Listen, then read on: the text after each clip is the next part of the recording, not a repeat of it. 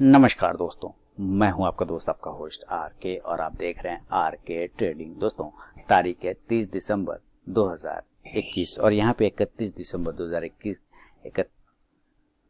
21 के लिए 31 दिसंबर 2021 के लिए मैं भूल जा रहा हूँ, क्या कि सब महीना का लास्ट डे है, साल का लास्ट दिन है। सोचने में कि क्या मैं 22 बोल रहा हूँ कि 21 बोल रहा हूँ, ध्यान नहीं आ रहा है। तो 31 दिसंबर 2021 के लिए, यानी कि साल के आखिरी दिन के लिए, निफ्टी के फार्मा, मेटल, आईटी और साथ ही फाइनेंशियल स्टॉक के आंसर्स लेकर आपके सामने मैं हाजिर हूँ। पसंद आए तो जरूर लाइक करेंगे और चैनल को सब्सक्राइब नहीं किया सब्सक्राइब कर लें। साथ ही आर के ट्रेडिंग मोबाइल ऐप को डाउनलोड करना बिल्कुल ना भूलें, जहाँ पे लाइव मार्केट में call, short term call, positional call, study material, chart analysis, साथ ही मार्केट रिलेटेड जानकारी मिलती रहती है। तो चलिए शुरुआत करता हूँ फार्मा के साथ। फार्मा का पहले इंडेक्स देखेंगे, फिर स्टॉक्स, फिर निफ्टी आईटी का इंडेक्स देखेंगे, फिर आईटी के स्टॉक्स, मेटल इंडेक्स देखेंगे, मेटल के स्टॉक्स और फाइनेंशियल भी देखेंगे। तो अभी भी फार्मा में एक रैली बनी हुई है, जैसा कि आप देख रहे हैं रैली बनी हुई है। तो अब ये रैली कहाँ तक जा सकती है, सवाल तो ये उठता होगा, क्या और भी बने। देखिए, ये डर है जो इसको ऊपर लेके जा रहा है। डर मतलब कहीं कोरोना दोबारा से रिटर्न ना जाए, जैसे जैसे लॉकडाउन लग रहे हैं, कहीं कहीं कर्फ्यू लगाया जा रहा है, कहीं पे पाबंदी बढ़ाई जा रही है। तो फार्मा में इसी वजह से ब्रेकआउट बनता हुआ आपको दिख रहा है। फार्मा अगर और ऊपर की साइड 14,200 के ऊपर अगर निकलता है तो 14,400 से 500 तक जाएगा, देन आपको और भी फार्मा में ब्रेकआउट मिल सकता है। आप उन स्टॉक्स पे नजर रखिए फार्मा में जिसमें भी ब्रेकआउट नहीं आया हुआ है, और याद रखिए अगर ये 14,000 के नीचे आता है तो फिर प्रॉफिट बुकिंग स्टार्ट होगा। तो उसमें जो जिसमें ब्रेकआउट अभी नहीं आया हुआ उसमें सबसे पहला स्टॉक है मेरे लिए एस्ट्राजेनेका। इसमें जिस दिन ब्रेकआउट आएगा 3100 के ऊपर आएगा, 3075 के ऊपर, और 3100 के ऊपर 3200 के टारगेट के लिए। और विंडो फार्मा की बात करें, देखिए यहाँ से प्रॉफिट स्टार्ट हो गया। आपको फार्मा के इंडेक्स ऊपर तो दिख रहा है, लेकिन देखिए स्टॉक में प्रॉफिट स्टार्ट हो गया ना। तो यही चीजें मैं कह रहा था कि अब इसके ऊपर का पोजिशन बनाएंगे। जब ऊपर के साइड में 737 से 38 के ऊपर निकले, 40 के ऊपर निकले, तो 760 के लिए पोजीशन बनाएंगे। तो दोस्तों, अरविंदो फार्मा 760 तक जा सकता है, लेकिन 740 के ऊपर उसको सस्टेन करना होगा। नीचे 710-15 के नीचे गिरता है तो 700 तक आराम से आ जाएगा। बायोकॉन की बात करें तो बायोकॉन में मूवमेंट बन रहा है। देखिए बायोकॉन में एक अच्छा मूवमेंट बन रहा है, और बायोकॉन में जिस तरह का ब्रेकआउट चांसेस बन रहे हैं वो ज्यादा बेहतर है। अगर ऊपर 370 के ऊपर निकले तो 380 तक के टारगेट और 90 तक के टारगेट देंगे। कैडला हेल्थ केयर अब अपने हायर जोन के पास 490 तक पहुंचने की कोशिश कर रहा है, और एक बार अगर 490 ब्रेक कर गया तो 500 पर हल्का सा रुकेगा, देन 520 तक के टारगेट आपको बनेंगे। सिप्ला लिमिटेड की बात करें तो सिप्ला देखिए 920 के ऊपर जैसे ही ये जाए आपको बाइंग कर लेना है। इसका सीधा फॉर्मूला मैंने आपको कई बार बताया। और देखिए 920 के ऊपर जब भी रहेगा ये पॉजिटिव रहेगा। अब ये आ गया लगभग 920 से, देखिए तुरंत आपको जो है 30 पॉइंट ऐसे रैली बना दिया। अब ऊपर अगर 955-60 के ऊपर निकलता है तो एक बार ये 985 तक जाने की कोशिश करेगा। डिवीज लैब अप साइड में जाने के लिए 4720 का रेजिस्टेंस एरिया अगर वो ब्रेक करता है, या 4700 को भी ब्रेक करता है तो 4750 से 4800 के टारगेट देगा। डॉक्टर लाल पैथलैब होल्ड कर रहा है। देखिए देश में फिर से जांच बढ़ रहा है, सरकार की तरफ से गाइडलाइन आया है, तो इसके वजह से जो है यहाँ पे मूवमेंट बनता हुआ दिखाई दे रहा है। अब साइड में अगर 3760 से 65 के ऊपर निकल गया तो 3800-3850 के टारगेट बनेंगे। चलिए नजर रखें, डॉक्टर लाल पैथले पे मूवमेंट बन सकता है और 3850 टारगेट जा सकता है। सपोर्ट एरिया इसका बहुत अच्छा बन चुका है, 3700 के नीचे आएगा तो कमजोरी बढ़ेगी।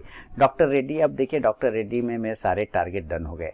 यहाँ पे मैंने कॉल दिए हुए थे डॉक्टर रेड्डी के, सारे टारगेट फिट हो गए और बैठ गए, और टारगेट भी बाद वाला जो अचीव होना था वो भी हो गया। तो उम्मीद करता हूँ डॉक्टर रेड्डी में आपने एक अच्छा पैसा बना होगा। अगर बनाया तो जरूर मुझे फीडबैक कमेंट सेक्शन में लिखे।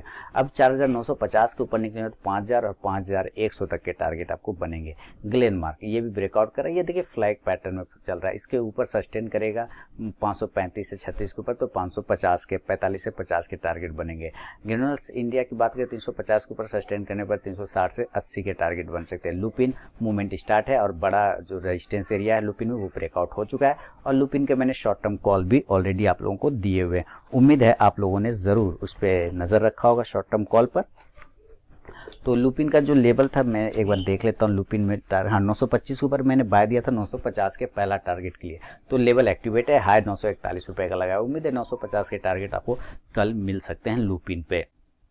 नोवार्टिस में 800 के ऊपर निकलने के बाद मूवमेंट बनेगा, और 825 से 50 के लिए। पिरामल बहुत अच्छा लेवल पे खड़ा है। 2660 से 65 के ऊपर निकले हुए 2720 के टारगेट।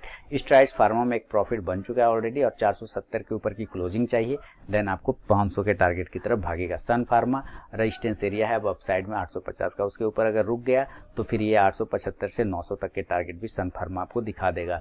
टोरेंट फार्मा की बात करें, टोरेंट फार्मा जब तक ऊपर के लेवल 3250 के ऊपर अब सस्टेन नहीं करे तब तक पोजीशन नहीं बनाएंगे। वोकट फार्मा देखिए धीरे धीरे इसमें मूवमेंट बन रहा है, तो रिस्की ट्रेडर इस जगह पे भी 370 का स्टॉप लॉस लगा के बाय कर सकते हैं। टारगेट ऊपर 425 से 40 के टारगेट के लिए। तो ये था दोस्तों निफ्टी के फार्मा पे मेरा अपना व्यू। अब चलेंगे जरा मेटल की तरफ, और मेटल में क्या बताया जा रहा है वो देखते हैं कि मेटल इंडेक्स क्या कर रहा है। प्रॉफिट बुकिंग आ रही है, गिरावट दिख रहा है आपको यहाँ पे प्रॉफिट बुकिंग। तो अभी ये ट्रेंड लाइन का सहारा है, ये देखिए ये ट्रेंड लाइन है, ठीक है। अब इसको यहाँ से हम लोग इस लाइन से ड्रॉ करेंगे नीचे, तो पता चलेगा अभी थोड़ी सी और जान बाकी है नीचे आने में, और नीचे थोड़ा 5370 के आसपास से आके देन यहाँ से या इसी जगह से बाउंस भी कर सकता है निफ्टी का मेटल इंडेक्स। जब तक इसके ऊपर खड़ा है 5300 के ऊपर पॉजिटिव है। इस हिसाब से हम अगर देखना चाहें मेटल इंडेक्स के स्टॉक्स को, तो सबसे पहले अडानी इंटरप्राइजेस को देखेंगे, जो इस लाइन को नीचे ब्रेक कर गया तो कमजोर हो गया। 1680 के नीचे गिरेगा तो 1650 के टारगेट बन जाएंगे। एपीएल अपोलो, ये मेरा दिवाली पोर्टफोलियो बेहतरीन चल रहा है मूवमेंट में, एक टारगेट भी ऊपर कंप्लीट कर चुका है। वापस से 1020 के ऊपर निकलता है तो 1100 के टारगेट की तरफ भागेगा। कोल इंडिया 150 के ऊपर निकलेगा तो 55 से 60 के टारगेट। हिंडाल्को अप साइड में देखिए, हिंडाल्को में बड़े ब्रेकआउट बन सकते हैं, नजर रखिए। और इस तरह से ये निकलेगा कि आपको मौका भी हिंडाल्को नहीं देगा। देखिए जबरदस्त इस तरह से ब्रेकआउट करके ऊपर भागेगा 465 से लेके 70 के टारगेट के लिए। हिंदुस्तान कॉपर की बात करें, हिंदुस्तान कॉपर 135 के ऊपर पोजीशन अच्छा बनेगा 140 से 45 के लिए। हिंदुस्तान जिंक 325 के ऊपर मूवमेंट खुलेगा 350 के लिए। जिंदल स्टील की बात करते हैं तो जिंदल स्टील अभी नीचे आ रहा है, आने देते हैं एक बार 360 के लेवल पर, उसके बाद पोजीशन बनाने की बात करेंगे। जेएसडब्ल्यू स्टील की बात करते हैं, सेम इसके ऊपर अगर निकल जाता है 670 के ऊपर तो मूवमेंट 680 से 690 का बनेगा। मोइल काफ़ी नीचे, इसमें कुछ वो डिविडेंड बाय बैक वाली बात आ रही थी, इसके वजह से ये आपको गिरावट दिख रहा है, और कोई भी बात नहीं है, बाकी स्टॉक्स में कोई खराबी नहीं है, ये सारा एडजस्टेड प्राइस है। तो अब ऊपर की साइड में 180 का अभी भी रेजिस्टेंस बन गया है, जब तक इसके ऊपर नहीं जाए तब तक हम लोग इसमें पोजीशन नहीं लेंगे। नेशनल एल्युमिनियम की बात करें तो अपसाइड में जाने के लिए 105, अभी ये भी देखिए जिस तरह के चार्ट बना रहा है इस तरह से आपको एक प्राइस चैनल में नजर आ रहा होगा स्टॉक्स, है ना। एक बार यहाँ पे लो लगाया, अब अगर यहीं पर से ये बाउंस कर जाए तो अच्छी बात है। इस तरह से एक प्राइस चैनल को ऊपर अगर ब्रेक कर जाए तो अच्छी बात है, यहीं पर से बाउंस करके ऊपर 100 के ऊपर निकल जाएगा तो 104 तक के टारगेट दिखा सकता है। एनएमडीसी की बात करें तो एनएमडीसी अपसाइड में 136 से 37 के ऊपर सस्टेन करेगा तब पोजीशन बनेगा। रत्नामणि मेटल्स की बात करें, रत्नामणि मेटल्स का चार्ट अभी नहीं आया, ओके।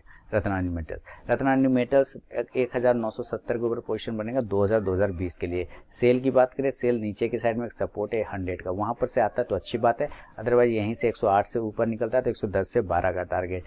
टाटा स्टील अपसाइड में 1135 के ऊपर निकलेगा तो 1175 से 1200 के टारगेट। वेदांता 350 से 55 का एक रेजिस्टेंस है, उसको ब्रेक करने दीजिए, अदरवाइज ये लो बनाते हुए नीचे के पास में अगर इस जगह पे मिलता है 320 के आसपास तो ये अच्छा बाइंग जोन होगा। वेलस्पन कॉर्प की बात करें तो अपसाइड में वेलस्पन कॉर्प ठीक ठाक लग रहा है, 185 के ऊपर जाएगा तो 190 तक का छोटा सा टारगेट है शॉर्ट टर्म में, वो दिखा सकता है। तो ये था दोस्तों निफ्टी के फार्मा के बाद मेटल पे व्यू। अब चलेंगे जरा आईटी के तरफ में, और आईटी इंडेक्स से बात करें तो आईटी इंडेक्स में मूवमेंट अच्छा रहा है, फार्मा और आईटी ने आज अच्छा संभाला मार्केट को।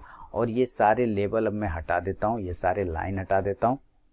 अब फार्मा बिल्कुल वन वे में चल रहा है, यहाँ से एरो लगा के दिया था, बिल्कुल उसी हिसाब से चलता जा रहा है, कोई दिक्कत नहीं।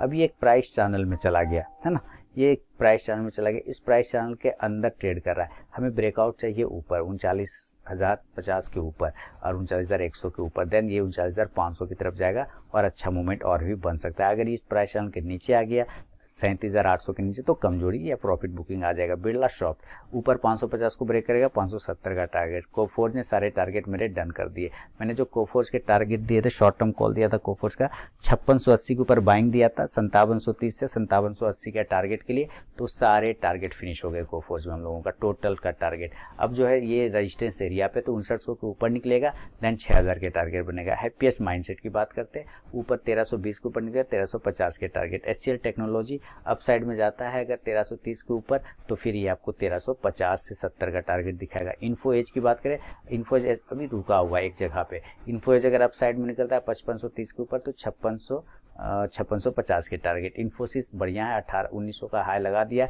अब ये 1910 के ऊपर सस्टेन करेगा तब हम पोजीशन बनाएंगे, अदरवाइज छोड़ देंगे। जस्ट डायल की बात करें, जस्ट डायल यहाँ से देखिए अपसाइड में अगर 830 के ऊपर निकलता है तो 840 से 860 के टारगेट बनेंगे। एल&टी इन्फोटेक ये धीरे धीरे कुछ बड़ा करने की तैयारी कर रहा है, 7350 के ऊपर निकलेगा, 7500 के टारगेट।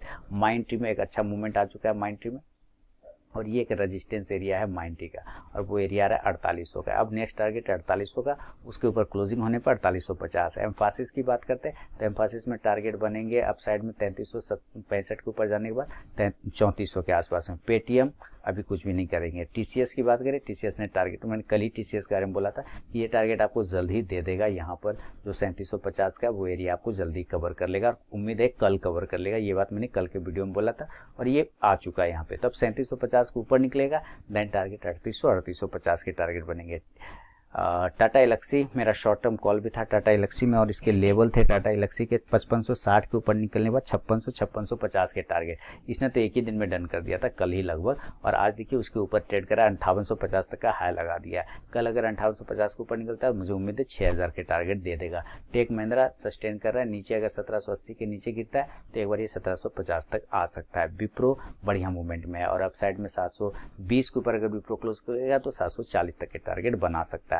तो ये था दोस्तों निफ्टी के फार्मा, मेटल, आईटी पर मेरा व्यू। अब चलेंगे जरा फाइनेंशियल स्टॉक की तरफ। फाइनेंशियल स्टॉक में बजाज फाइनेंस देखिए इसमें गिरावट मिला है। ऊपर 7000 के ऊपर निकलेगा तो 7100 से 200 के टारगेट, नीचे 6800 को ब्रेक करेगा, 6600 के टारगेट। ऊपर बजाज फिनसर्व की तरफ बात करें तो बजाज फिनसर्व में 16300 का एक रेजिस्टेंस है, वो ब्रेक करेगा तो 16500। चोला फाइनेंस अभी कुछ भी नहीं बन रहा है, नीचे की साइड में एक सपोर्ट एरिया आता है 485 नंबर के बाद, उसके बाद देखेंगे। इंडिया बुल हाउसिंग फाइनेंस दोबारा से अपने लोअर लेवल को टच करने की कोशिश करता हुआ दिखाई दे रहा है इंडिया बुल हाउसिंग फाइनेंस। ठीक है, तो अच्छी बात है, यहाँ पे आ जाए वापस, देन यहाँ से बाउंस करेगा, उसके बाद हम लोग पोजिशन करेंगे, क्या दिक्कत है। LIC हाउसिंग फाइनेंस की बात करें, अपसाइड में 370 को ब्रेक करेगा, 380, या नीचे अगर ब्रेक करता है 356-57 को तो इंट्राडे में 350 तक के टारगेट। L&T फाइनेंस कुछ भी नहीं करेंगे, छोड़ देंगे। और Manappuram finance buy on dip करेंगे, long term stock, portfolio stock. M&M finance की बात करें, बॉक्स के ऊपर जाएगा तब 155 के ऊपर। मुथूट फाइनेंस ठीक है, अभी मुथूट फाइनेंस भी एक बॉक्स में आ चुका है वापस से, अगर देखें तो एक छोटा सा रेंज बना रहा है। 1460 के नीचे आएगा तो खराब होगा, अदरवाइज खराबी जैसा कुछ भी नहीं है, ठीक ठाक लेवल पर है। और ऊपर की साइड में 1510 को ब्रेक करेगा तो 1530 से 50 के टारगेट। एसआर ट्रांसमिट इस बॉक्स के ऊपर दोबारा निकलेगा 1235 के ऊपर तो 1250 से 1270 के टारगेट बनेंगे एसआर ट्रांसमिट में। तो दोस्तों ये था निफ्टी के फार्मा, मेटल, आईटी और साथ ही फाइनेंशियल स्टॉक में मेरा व्यू। पसंद आया तो जरूर फीडबैक दे, और आरके ट्रेडिंग मोबाइल ऐप को डाउनलोड नहीं किया तो डाउनलोड कर सकते हैं। आपको नए आने वाले साल की हार्दिक हार्दिक बधाई, शुभकामनाएं एक दिन पहले एडवांस में कर दे रहा हूँ।